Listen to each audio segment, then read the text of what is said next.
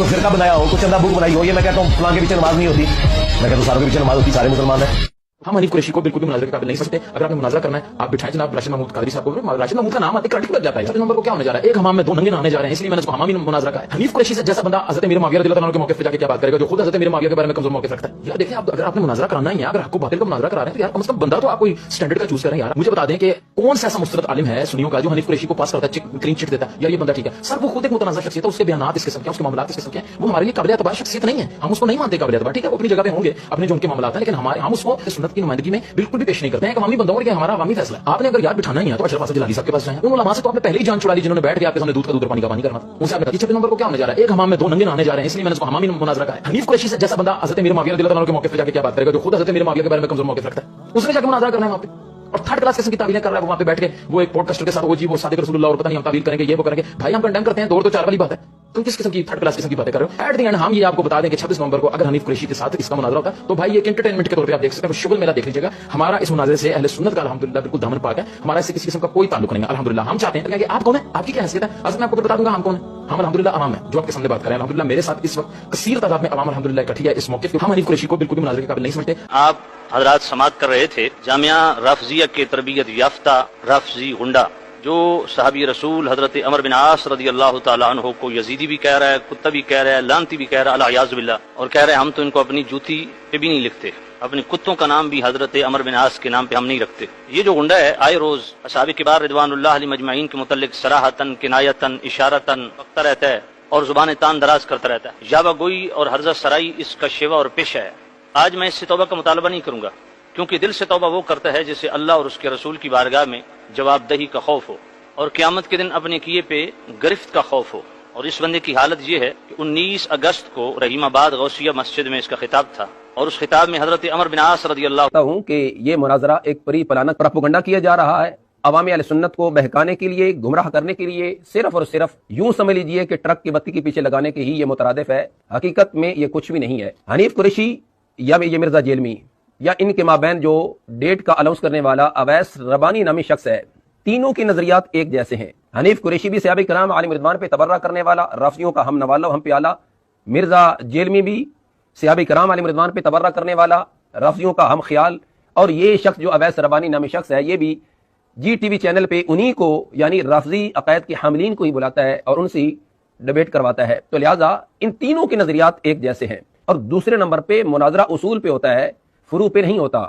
मगर ये ऐसा मुनाजरा है जिस पर न तो अब तक मौजूए मुनाजरा का इंतखाब किया गया, ना ही उसूल मुनाजरा का लिहाज रखा गया और ना ही शरत मुनाजरा के लिहाज से कोई बात अब तक सामने आई है।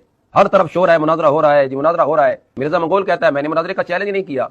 तर्जमान मुतरफ़िज़ा हनीफ कुरैशी के हवारी कहते हैं जी उसने चैलेंज कबूल किया है। अरे कबूल तो तब हो जब उसने किया हो। वो तो कहता है मैंने किया नहीं और ये कहता है मैंने कबूल किया है। और बीच में एक तीसरा शख्स है जिसने अपनी तरफ से ऐलान कर दिया कि मुनाजरा हो रहा है। इसलिए इस मुनाजरे की कोई हकीकत नहीं है। और ये बात भी आपको हैरान कुन लगेगी, अब तक हनीफ कुरैशी का कोई एक बयान, कोई एक क्लिप मिर्जा जेलमी के जवाब में दिखाया जाए जो कि मुस्तकिलन बुनियादी तौर पे मुदल्लिल हनीफ कुरैशी ने मिर्जा जेलमी के बातिल नजरियात पे हामिल जो एतराजात हैं उनके जवाब में रिकॉर्ड कराया हो। हजरत ने जो सवाल किया उस पर मैं ये कह दूं कि हनीफ कुरैशी नामी जो रावलपिंडी के खतीब है वो एक तो ये मैं कंफर्म कर दूं कि वो कल बल्कि से पहले ये आपको बता दूं कि वो शख्स मुफ्ती नहीं है। खामखा उसको मुफ्ती ना बोला करें, मुझसे ज्यादा उसको कोई नहीं जानता। मैंने 2002 से 4 तक जामिया रज़विया सियालुल रावलपिंडी में मैंने 2 साल तजवीद और किरात कोर्स किया है। उसके बाद फिर मैं लाहौर आ गया तो दूसरे साल में मैं यहाँ पढ़ता था। उस वक्त लाहौर से वो 5-7 बंदों की सिफारिशात डलवा के मुझे रावलपिंडी उसने अपना बुलाया कि आप कुरान बड़ा सोना पढ़ते हैं, तुम्हारे आगे खड़े होकर आप तरावी सुनाए। मैंने 30 पारे उसके आगे खड़े होकर सुनाए हुए और मैं जितना उसको जानता हूँ शायद आप में से कोई नहीं जानता।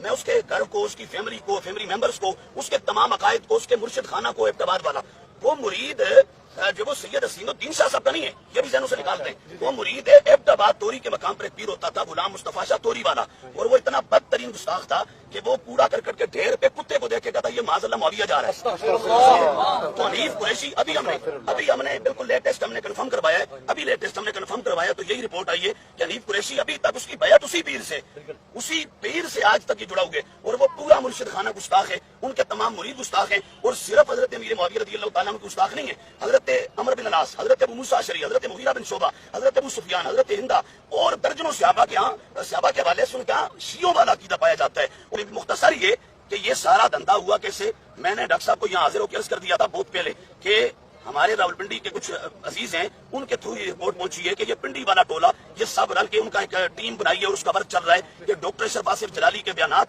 اور تحریروں سے باقاعدہ اس طرح کے جملے نکالے جائیں جن سے ہم باقاعدہ شروع ہوا کر سکیں، پروپیگنڈا کر سکیں، اور اس پر یہ کام ہوا. تو بہرحال یہ ایک تو وہ روافظ شیعہ ہیں، وہ ایرانی قوم جو دوسرے ہمارے یہاں جو کانفرنسز کر رہے ہیں یہ بھی یہ سمجھ رہے ہیں کہ یہ بھی کٹر تفصیلی شیعہ اور رافضی لوگ ہیں. اہل سنت کا کوئی، میں اس دن علماء ہمارے پاس بڑی تعداد میں آئے تو میں نے ان سے بھی ایک سوال کیا. میں نے کہا یہ سب کانفرنسز آپ دیکھ رہے ہیں، میں بھی دیکھ رہا ہوں، ان میں پورے پاکستان پوری دنیا کے کسی اہل سنت کے ادارے کا کوئی استاد دکھا دے، کوئی ٹیچر دکھا دے، کوئی شیخ الحدیث دکھا دے، کوئی نہیں جا رہا. سب کا بھائی کوٹ ہے.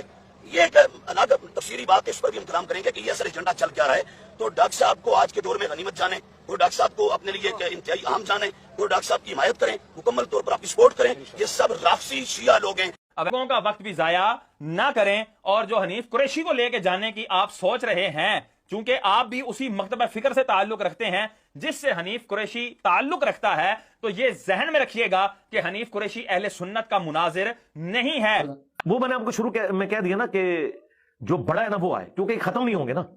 یعنی اگر میں چھوٹوں کے ساتھ بیٹھتا ہوں وہ کہیں گے یہ تو عالم ہی نہیں ہے. مفتی حنیف قریشی صاحب کو کیا جلالی صاحب عالم مانتے ہیں؟ وہ تو دونوں ایک دوسرے کو ناسبی اور رافضی کہتے ہیں. تو کیسے؟ پاس سے نہیں کہہ رہا ہوں، تھوڑا پیچھے جا کے دیکھ لو. یہ جو مولانا مودودی صاحب آئے تھے، مجھے یہ بتاؤ کہ ان کے ساتھ کون سا اتفاق تھا اس قوم کا یا اس امت کے یہ فرقے بازوں کا؟ کون سا اتفاق آپ کو نظر آتا تھا؟ ایسا کچھ بھی نہیں تھا. اس وقت نعرے مارے جاتے تھے نا کہ جی 100 یہودی تے ایک مودودی، مارے جاتے تھے نا نعرے. کون مارتا تھا؟